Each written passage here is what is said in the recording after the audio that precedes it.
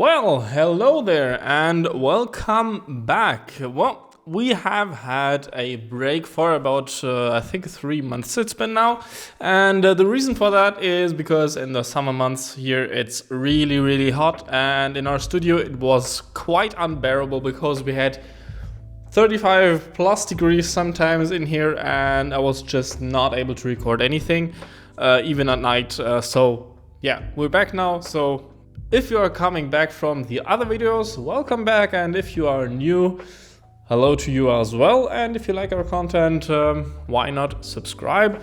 Because that is the reason why we can do this long term, or rather in the future. What we are going to look at today is the performance that we teased last time when we built the $500 PC.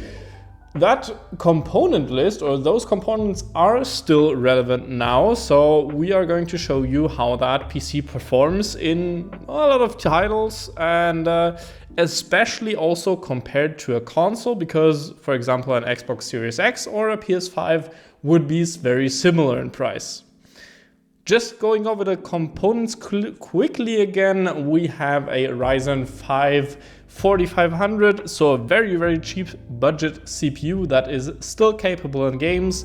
Then we have the 6650 XT, which is basically somewhere around the RX 7600 that has come out a few months ago, and is pretty much a 1080p card, although we are testing some titles in 1440p as well. So yeah, and that is also possible, so you may not be limited to 1080p after all.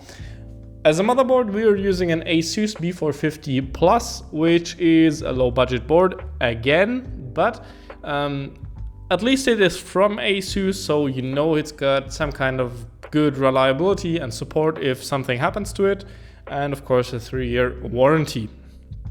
And yeah, the other components aren't really as relevant. We have 16 or 32 gigabytes of RAM depending on your budget, a 1 terabyte or 500 gigabyte SSD, in our case an NVMe drive. Also depending on your budget, you can go smaller or bigger, or even choose an additional hard drive if you want to.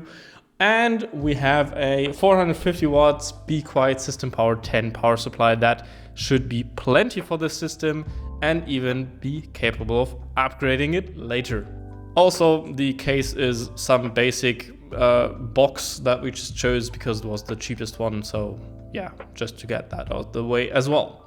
Going into the titles, first of all, we have tested multiple titles, as I said, and I'm not going to go through every one of them, each of their own, but I will show you some gameplay with the performance that we achieved there.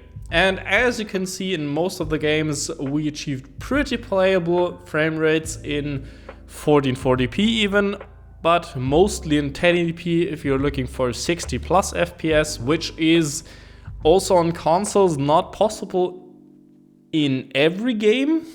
Right now, for example, newer games are kind of struggling on the consoles, at least with resolution scaling, because most of the games on consoles have like a dynamic resolution scaling, so they can even go down to below 1080p in resolutions to keep their 60 FPS target, which obviously we in most cases do not have the option to do. But anyway, most of the time we have a set resolution of 1080p or 1440p depending on what game is shown. On most games we are also choosing the highest settings, or more likely not the most highest settings in general, but the highest preset, as in Forza Horizon 5 for example, which also, by the way, performs very similar to a console, so that is quite nice. Even in 4040p we can achieve almost 60 FPS, so that would even be playable with this system without any problems. We haven't tested the new Forza Motorsport because that has still some very bad performance problems. I hope they will get fixed soon, because that is also a very demanding game, but for the time being you'll have to make do with the games shown right here. Other demanding games like Hogwarts Legacy, for example, do perform really well, although in Hogwarts Legacy, if you go above 60 FPS, you have some bottlenecking of the CPU in some areas, especially outside in wide areas. There you might be limited to about 70 to 80 FPS, which is, don't get me wrong, more than enough. I just want to clarify that so you pretty much don't expect too much. You can obviously also overclock this system, which may improve FPS a bit, although the graphics card can overclock about 10%, which we have shown in a previous video as well.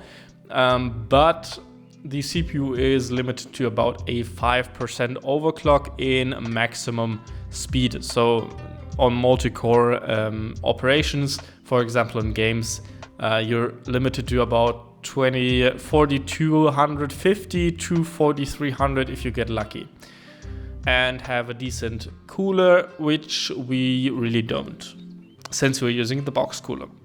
Another game that kind of falls short of our performance goals was Ratchet & Clank. I don't know what's the deal with that game, but it performs in some cases really bad. I even had problems on 1080p with medium settings or whatever. It just did not want to be, well, anywhere near what we expected. So that game kind of falls short, and maybe it's just not optimized compared to the PlayStation 5 counterpart or the PlayStation 5 original, let's say it that way, because that was a console exclusive game at the beginning, and maybe just is not really that optimized for PC, although consoles right now are running pretty close to PC hardware and actually are pretty close to running that kind of hardware we have here. So who knows what the problem is? Maybe you have some fix for that or know what the problem is. Let me know in the comments below. I'd be really interested in that. And yeah, that's basically it for this PC, or rather the performance. As I said, you can expect to overclock this PC about 10% or so, depending on what you take a look at. And as I said, can improve FPS at about 10%. Video editing is also a thing that I am doing with this PC. I am editing these videos I am producing right now on this PC, and it works pretty good, although I must say I only film in 1080p 60 FPS. So yeah, I don't really have any possibility to film in 4K, so that might be something to test at a later date, especially with that cheap of a CPU. The other things like power consumption are something to take a look at as well. While gaming, power consumption stays under 200 watts for the complete system, since the CPU is going to pull about 30 watts in games or so, depending on what application or what game you're running. Obviously it can be more or can be less, and the GPU is pulling about 110 to 120 watts, so it won't be really that expensive to run. Temperatures and noise are okay as well. You've got to bear in mind that temperatures might be somewhat higher than in a better case with more ventilation, more fans, etc.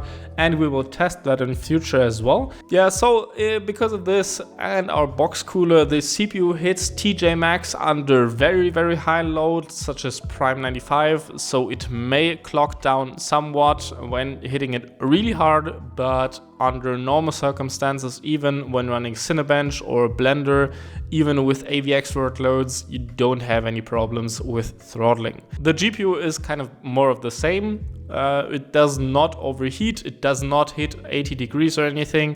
It still keeps it below that, so the clock speeds are also pretty good, although the fans become noticeable when gaming. They're not loud and not annoying, but you will hear the PC. It's not a silent PC, obviously. And that's basically it. Would I recommend buying this PC? Well, depends on what you want. If you were looking into buying a console, or for example, I don't know, a laptop for example, and maybe you just want to play some games, this is a really good alternative for those of you who want to begin or want an entry into PC gaming, because it's very upgradable. It is also right now, even you can play most of the games or pretty much everything if you turn down the settings somewhat, and you can do all the stuff obviously you can do on a PC, which you probably wouldn't on a console, like word processing, photo editing, I don't know, video editing, whatever you want, which would be kind of difficult in a console environment, as I said. Obviously, if you want to spend more money, you have more options and also an option to buy faster hardware, and we will look into that in the future. But that's all for now. I wish you a nice day and goodbye.